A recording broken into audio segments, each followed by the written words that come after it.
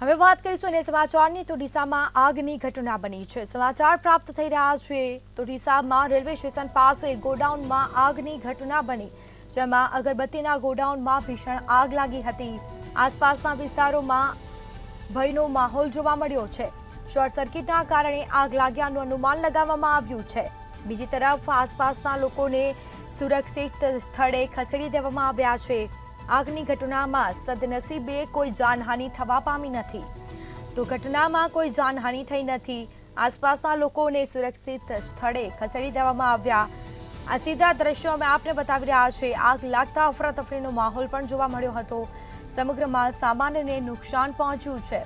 અગરબત્તીના ગોડાઉનમાં ભીષણ આગ લાગતા અફરાતફરી મચી લોકોમાં ભયનો માહોલ જોવા મળ્યો। આસપાસના જે વિસ્તારો છે તેમાં પણ ફફડાટ ફેલાયો હતો, જે બાદ સ્થાનિક લોકો દ્વારા ફાયર વિભાગને પણ જાણ કરવામાં આવી હતી।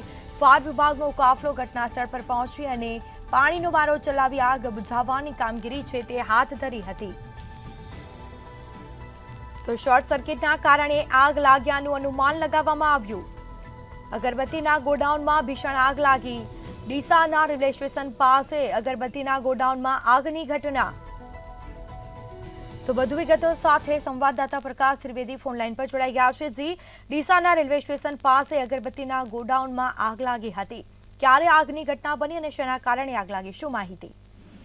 સ્મિતા, ચોક્કસથી જો વાત કરવામાં આવે તો ડીસાના રેલવે સ્ટેશન નજીક જે 4 રસ્તા આવેલા છે ત્યાં કણ મોડી રાત્રે અગરબત્તીના ગોડાઉનની અંદર આગ લાગી હતી। માયાનગર છે એના નજીકમાં આવેલું હતું જે અગરબત્તીનું ગોડાઉન। આગની ઘટના જે ગઈકાલે મોડી રાત્રે લાગી હતી, ઘટના કયા કારણોસર લાગવામાં આવી એની હજી સુધી કોઈ વિગતો સામે નથી આવી, પણ શોર્ટ સર્કિટના કારણે આગ લાગ્યાનું અનુમાન સામે આવી રહ્યું છે। આગના કારણે જે લાખો રૂપિયાનો જે અગરબત્તીનો માલ સામાન પડ્યો હતો એ લગભગ મોટા ભાગનું નુકસાન થયું છે। આગની ઘટનાને લીધે ડીસા, પાલનપુર અને ધાનેરા સહિતના ફાયર ફાઈટરો ઘટના સ્થળે પહોંચ્યા હતા। બહુ જહેમત બાદ ક્યાંક આગને કંટ્રોલ કરવામાં આવી હતી। ડીસા પોલીસ દ્વારા તાત્કાલિક આજુબાજુના લોકોને સુરક્ષિત ખસેડી લેવામાં આવ્યા। આગની ઘટનાને લીધે ક્યાંક મોટી જાનહાનિ નથી થઈ, પણ જે આગનું ગોડાઉન હતું જેની અંદર લાખો રૂપિયાનું નુકસાન થયાની વિગતો સામે આવી રહી છે।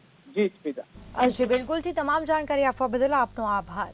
તો આ સાથે આસપાસના લોકોને સુરક્ષિત સ્થળે ખસેડી દેવામાં આવ્યા છે।